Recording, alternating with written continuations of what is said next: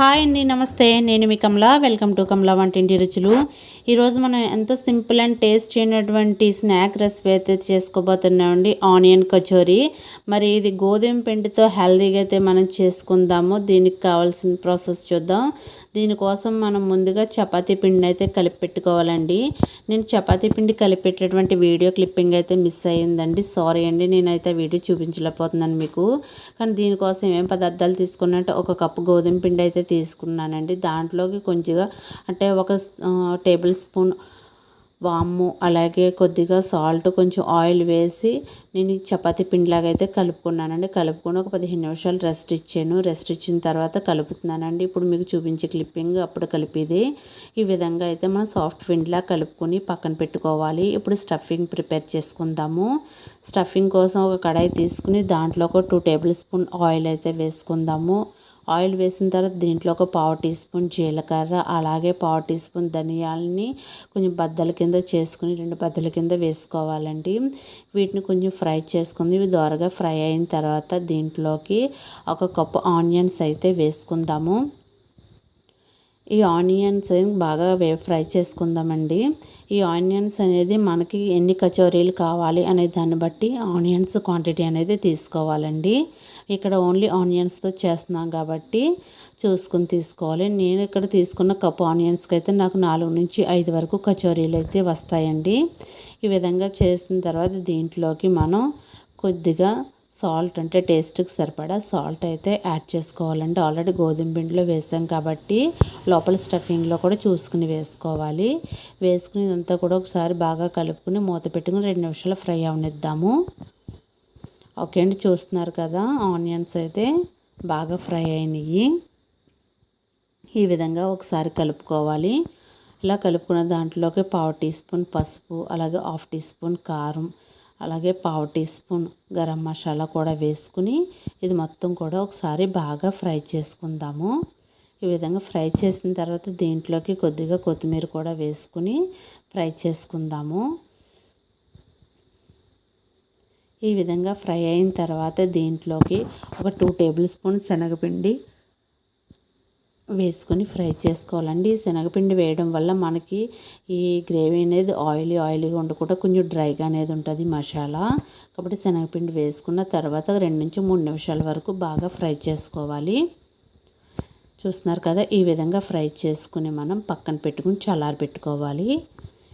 ఇప్పుడు మనం చపాతీ పిండి కలుపుకున్నాం కదండి, దాన్ని తీసుకుని చిన్న చిన్న వండల కింద చేసుకుని నేను ఇక్కడ చూపిస్తున్నాను కదండి, ఈ విధంగా అయితే కచోరీల కోసం కొంచెం గుంట కింద మనం ఈ ఉండనైతే తీసుకోవాలి.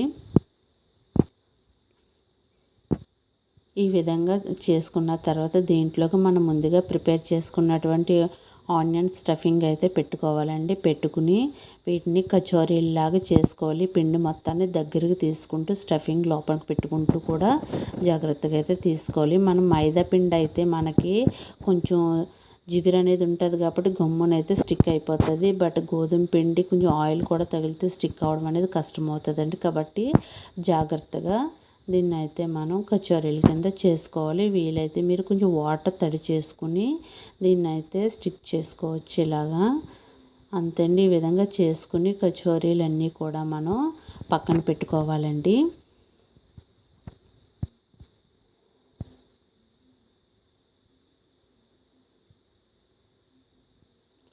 ఓకే అండి, చూస్తున్నారు కదా, ఇలా చేతితో చేసుకోవచ్చు. లేదంటే మీరు చపాతీ పీట మీద కూడా చూపిస్తున్నాను చూడండి. ఈ విధంగా చపాతీ కింద కొంచెం చిన్న సైజు చపాతీ కింద చేసుకోవాలి. ఈ విధంగా చేసుకున్న తర్వాత దీన్ని కొంచెం గుంట కింద చేసుకోవాలండి. చేసుకుని దాంట్లోకి ఈ స్టఫింగ్ అయితే పెట్టుకోవాలి. పెట్టుకున్న తర్వాత ఆ ఎడ్జెస్ అంతా కూడా కొంచెం వాటర్ అయితే అప్లై చేసుకుంటే మనకి కొంచెం జిగురు అనేది ఉంటుంది కాబట్టి మనకి స్టిక్ అవ్వడానికైతే బాగుంటుంది. చూస్తున్నారు కదా, ఈ విధంగా స్టఫింగ్ లోపల పెట్టుకుంటూ ఈ విధంగా మనం మొత్తం కూడా కచోరీలు చేసుకోవాలి. ఎక్స్ట్రా పిండి కూడా దానిపైన పెట్టేసుకోవాలి. ఇలాగా మొత్తం కచోరీలన్నీ కూడా చేసుకుని పెట్టుకోవాలి. నాకు 5 కచోరీలు వచ్చినాయండి ఈ తీసుకున్న క్వాంటిటీకి. ఇప్పుడు డీప్ ఫ్రై పెట్టుకుని దాంట్లో కచోరీలు అయితే వేసుకుని ఫ్రై చేసుకోవాలి. చూస్తున్నారు కదా, ఇలా వన్ సైడ్ కాలిన తర్వాత మళ్ళీ రెండో వైపు కూడా టర్న్ చేసుకుని వీటిని మంచిగా గోల్డెన్ బ్రౌన్ కలర్ వచ్చే వరకు మీడియం ఫ్లేమ్లో మాత్రమే ఫ్రై చేయండి. హై ఫ్లేమ్ పెడితే లోపల కుక్ అవ్వకుండా పైన అయితే ఫ్రై అయిపోతాయి. ఇలా మీడియం ఫ్లేమ్లో ఈ కచోరీలను అయితే ఫ్రై చేసుకోవాలి. ఇవి తీసుకున్న తర్వాత మిగిలినవి కూడా మనం ఈ ఆయిల్లో ఫ్రై చేసేసుకుందాము. ఓకే అండి, చూస్తున్నారు కదా, ఇవి కూడా ఫ్రై అయిపోయినాయి. ఇవన్నీ కూడా పక్కకు తీసేసుకుందాము. తీసేసుకుని ఇదే ఆయిల్లో 3 నుంచి 4 పచ్చిమిర్చి చీలికలుగా మధ్యలో ఘాట్లు పెట్టుకుని వీటిని అయితే కొంచెం ఫ్రై చేసుకుందాం మనం. ఈ విధంగా ఫ్రై చేసుకుని ఇవి కూడా పక్కకు తీసేసుకుందాము. ఇప్పుడు ఈ కచోరీలు రెడీ అయినటువంటి కచోరీలన్నీ కూడా సర్వింగ్ ప్లేట్లోకి సర్వ్ చేసుకుందామండి.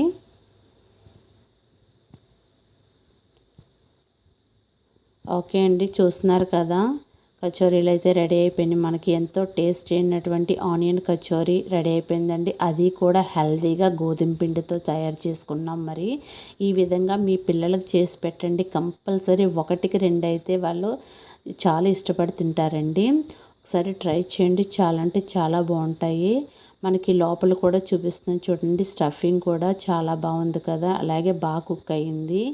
ఈ విధంగా ఆనియన్ కచోరీలు ట్రై చేయండి, చాలా బాగుంటుంది. మరి మనం యొక్క ఈ వీడియో మీకు నచ్చినట్లయితే లైక్ చేయండి. అలాగే ఈ వీడియో గురించి మీరేమనుకుంటున్నారో కామెంట్ సెక్షన్లో కామెంట్ కూడా చేయండి. మన వీడియోలు ఫస్ట్ టైం చూస్తున్నట్లయితే సబ్స్క్రైబ్ చేసుకోండి. పక్కనే బెల్ ఐకాన్ సింబల్ ఉంటుంది, దాన్ని ట్యాప్ చేయండి. అప్పుడు నేను చేసేటువంటి ప్రతి వీడియో మీకు ముందుగా వస్తుంది.